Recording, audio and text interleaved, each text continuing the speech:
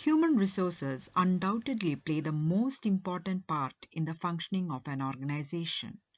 The term resource or human resource signifies potentials, abilities, capacities, and skills which can be developed through continuous interaction in an organizational setting. Hence, it is essential for an organization to take steps for effective utilization of these resources. In the various stages in the growth of an organization, effective planning of human resources plays a key role. Matching the requirements of the job with the individual is important at all the stages. When organizations contemplate diversification or expansion, or even when employees have to be promoted, human resource planning plays an important role. Welcome for today's session on the concept human capital planning or human resource planning. Human capital planning is also known by other names such as human resource planning, manpower planning, employment planning, labor planning, or personal planning. So, human resource planning or human capital planning goes a step further in order to reach out to right kind of people at right time, spending time, resources, and energies. Without careful planning, advanced thinking, and prompt actions, it is next to impossible to get competent and talented people into the organization. In fact, the human resource planning must result in the humanization of work environment. Let us try to understand the meaning of human capital planning or human resource planning through the definitions given by different authors. E.W. Vetter viewed human resource planning or human capital planning as a process by which an organization should move from its current manpower position to its desired manpower position. Through planning, management strives to have the right number and right kind of people at the right places at the right time, doing things which result in both the organization and the individual receiving maximum long-run benefit. Dale S. Beach has defined human resource planning as a process of determining and assuring that the organization will have an adequate number of qualified persons available at the proper times, performing jobs which meet the needs of the enterprise and which provide satisfaction for the individuals involved. On the analysis of above definitions, human resource planning may be viewed as foreseeing the human resource requirements of an organization and the future supply of human resources, and also foreseeing the possibility of developing the supply of human resources in order to match it with requirements by introducing necessary changes in the functions of human resource management. Therefore, human resource is the most important asset of an organization as it plays an important managerial function. It ensures the right type of people in the right number, at the right time, and at the right place who are trained and motivated to do the right kind of work at the right time. Any firm's objectives and goals in its strategic planning and operating planning may form the objectives of human resource planning. Human resource needs are planned on the basis of company's goals. The following are the objectives of human resource planning. First, recruit and retain the human resources. Second is to foresee the employee turnover. Every organization suffers from the small turnover of labor sometime or the other. This is high among young graduates in the private sector. This necessitates again doing manpower planning for further recruiting and hiring process. Third is to meet the needs of diversification.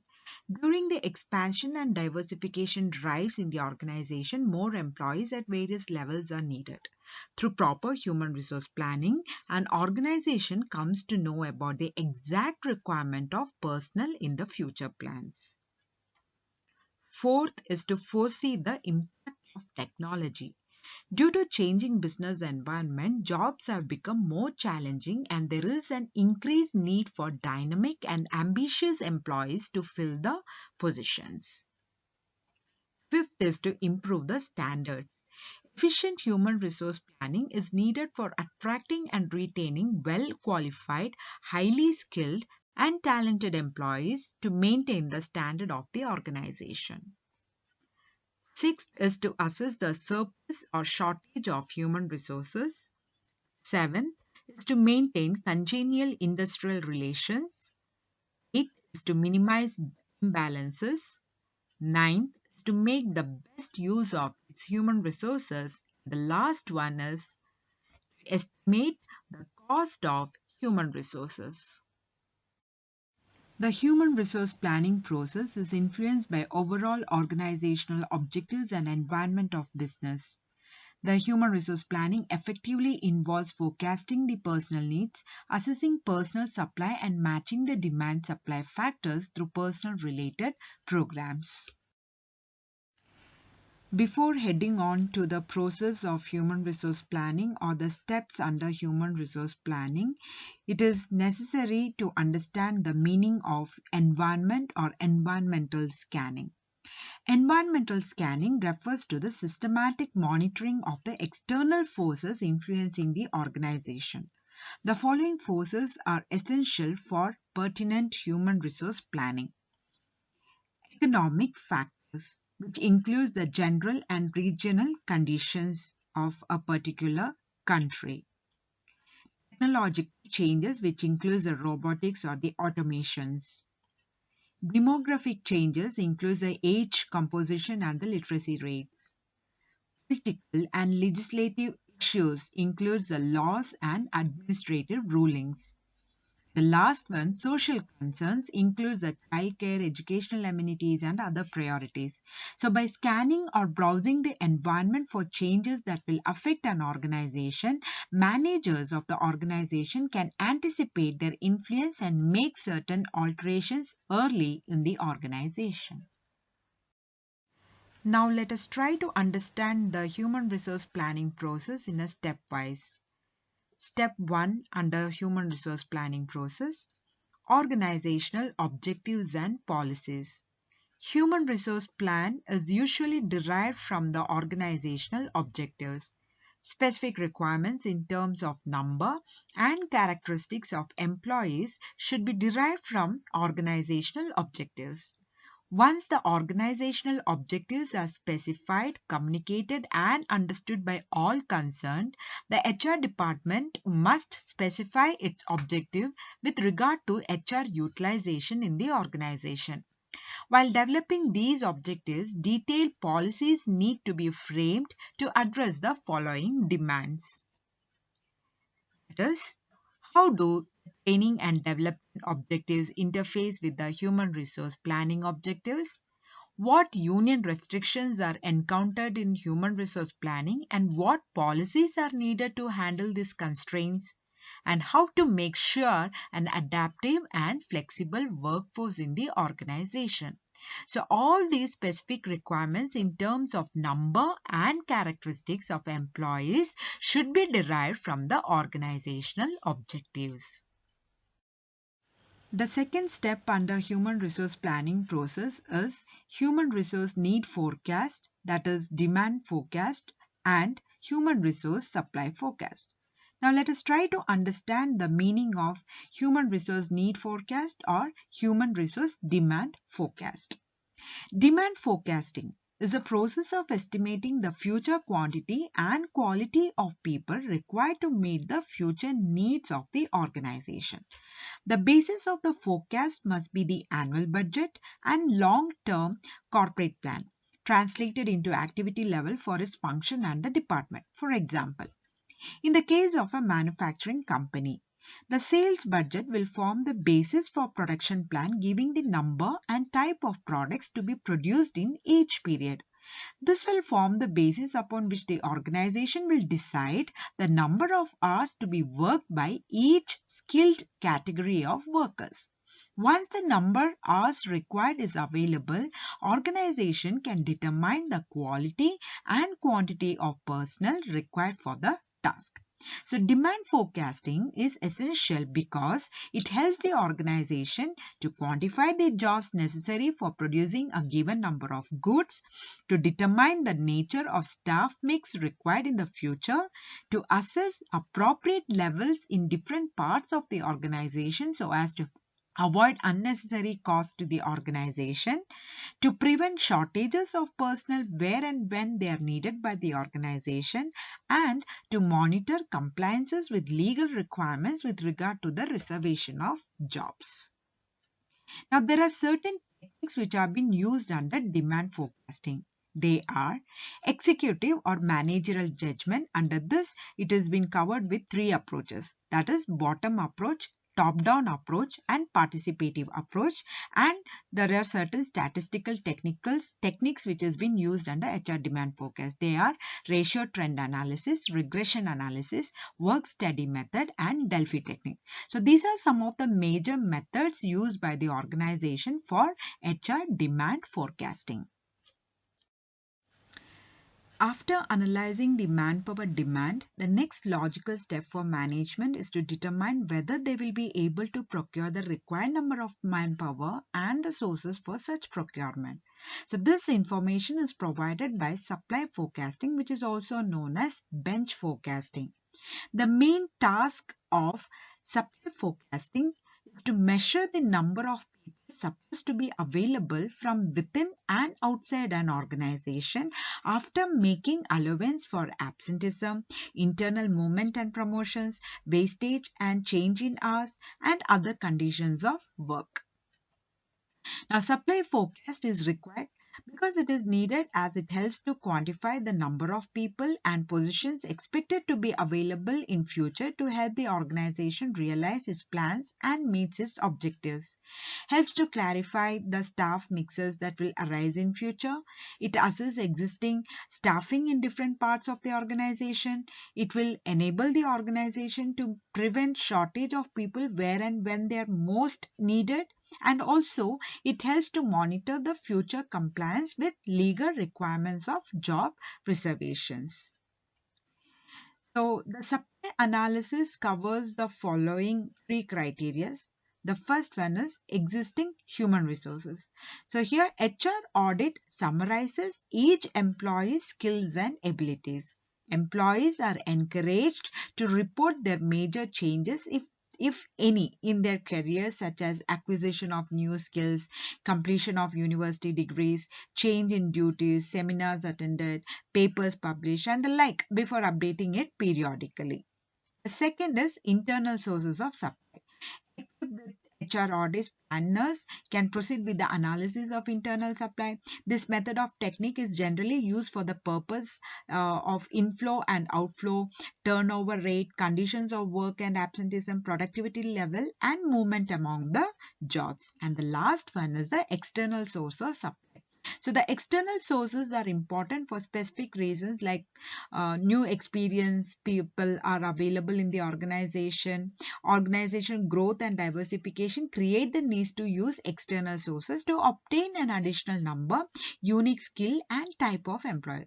So the sources for external supply may vary from industry to industry and even organization to organization. Some organizations have found that the best source of future employees are colleges and universities, while others achieve results from the consultants, competitor, or other unsolicited applications. Once an organization's personal demand and supply are forecasted, the further step is demand and supply needs are to be balanced in order that the vacancies can be filled by the right employees at the right time. And this process has been carried out in the third step of human resource planning process, which is known as human resource programming. The next, fourth step is human resource planning implementation. So the HRP implementation requires converting an HR plan into an action. So a series of actions are initiated as a part of HR plan implementation, and those are programs such as recruitment, selection and placement, training and development, retraining and redeployment, retention plans, redundant plan or downsizing, succession planning. So when clubbed together form the implementation of an HR plan. Control and evaluation represents the fifth and the final phase in the human resource planning process. The human resource plan should include budgets, targets, and certain standards. During this final phase, organization will be evaluating on the number of people employed against the established and on the number recruited against the recruitment targets.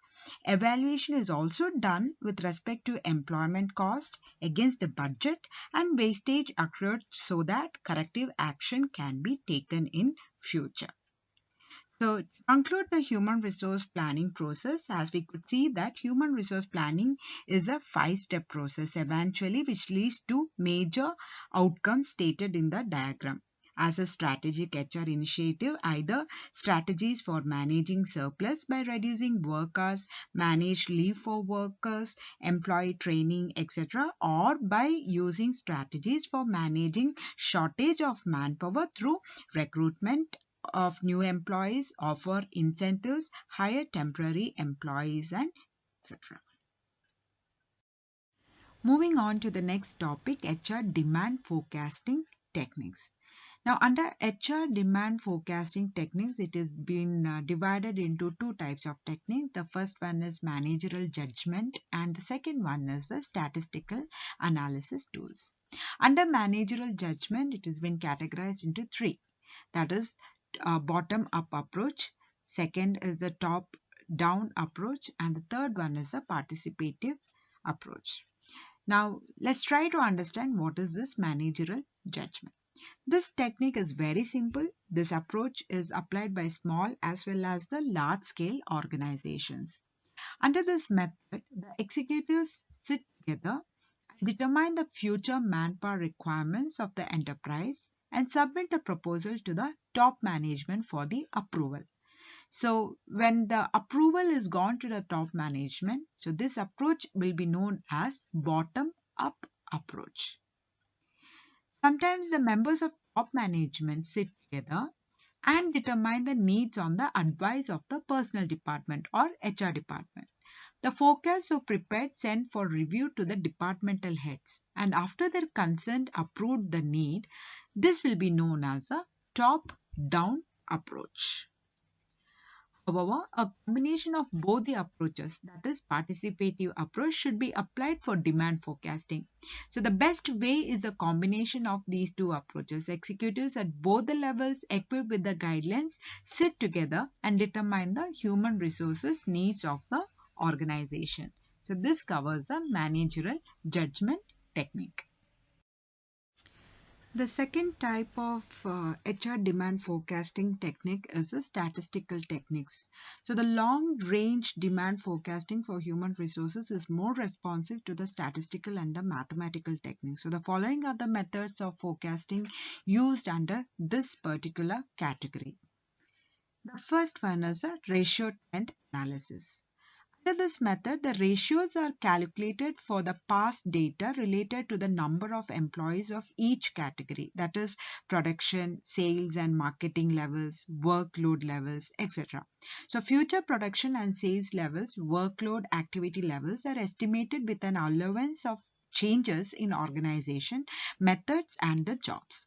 The future ratios are estimated, then future human resources requirement is calculated on the basis of established ratios. So this method is easy to understand. The value depends upon the accuracy of the data which has been collected from the organization.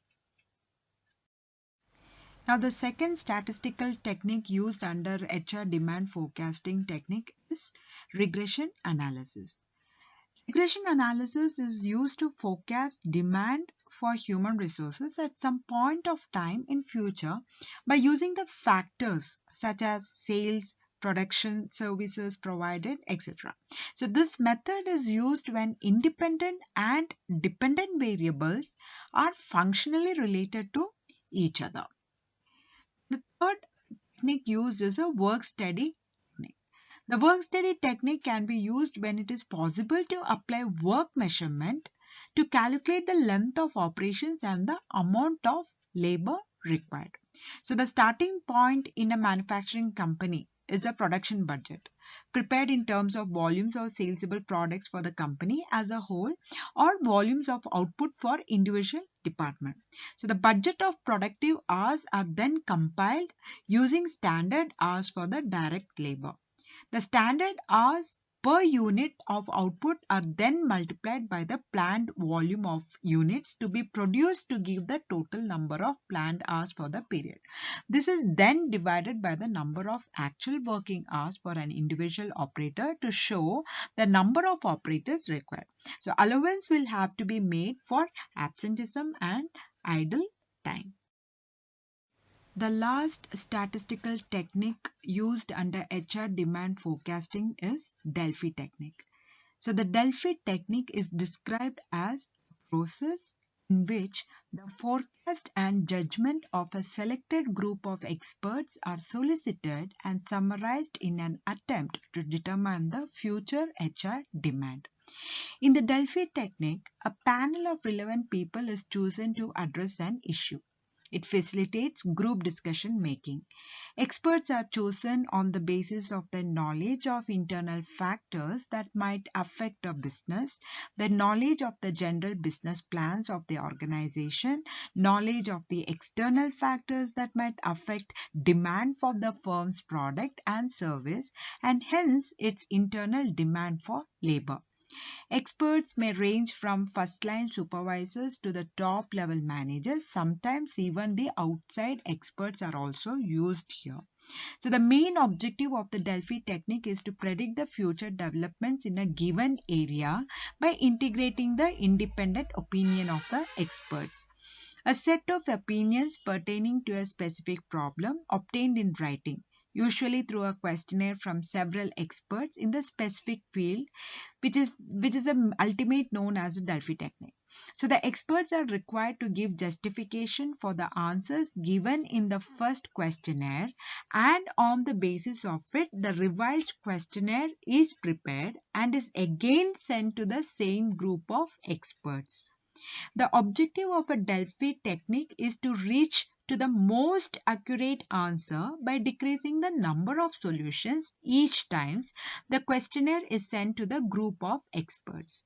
The experts are required to give their opinion every time the questionnaire is received, and this process continues until the issues are narrowed, responses are focused, and the consensus is reached. So in a Delphi technique, the identity of the group members is not revealed and they're not even required to gather for a physical meeting. So each member is free to give their opinion with respect to the problem, thereby avoiding the influential effect that a powerful or authoritative member can have on the other group members. The last statistical technique under HR demand forecasting technique is Delphi technique. The Delphi technique is described as a process in which the forecast and judgment of a selected group of experts are solicited and summarized in an attempt to determine the future HR demand. In the Delphi technique, a panel of relevant people is chosen to address an issue. It facilitates group discussion making, where the experts are chosen on the basis of their knowledge of internal factors that might affect a business. Experts may range from first-line supervisors to top-level managers. Sometimes even outside experts are also used here. So the main objective of the Delphi technique is to predict future developments in a given area by integrating the independent opinions of experts. Now, the experts are required to give justification for the answers given in the first questionnaire, and on the basis of it, the revised questionnaire is prepared and is again sent to the same group of experts. The objective of a Delphi technique is to reach to the most accurate answer by decreasing the number of solutions each time the questionnaire is sent to the group of experts. The experts are now required to give their opinion every time the questionnaire is received, and this process continues until the issues are narrowed, responses are focused, and the consensus is reached. In a Delphi technique, the identity of the group member is not revealed and they are not even required to gather for a physical meeting. So each member is free to give his opinion with respect to the problem, thereby avoiding the influential effect that a powerful or authoritative member can have on the other group members. So a set of opinions pertaining to a specific problem obtained in writing, usually through a questionnaire from several experts in the specific field, is known as Delphi technique. Moving on to the HR supply forecasting techniques. The supply forecasting means to make an estimation of supply of human resources, taking into consideration the analysis of current human resources inventory and the future availability. Now, the techniques used under supply forecasting is, the first one is the head count. Count of the total number of people available department wise, gender wise, designation wise, skills wise, payroll wise, etc. The second one is the job family inventory. It consists to the number and category of employees of each job family. That is, the jobs related to the same category like office staff, sales, marketing staff, production staff, maintenance, engineers, quality control engineers, etc. The third one is the age inventory. It consists of age-wise number and category of employees. So organization prefer both young and old employees. So human resource planning should give due consideration to age-wise human resource, mixing the young and old employees in the due proportions. The fourth one is the inventory of skill, experience, values, and capabilities.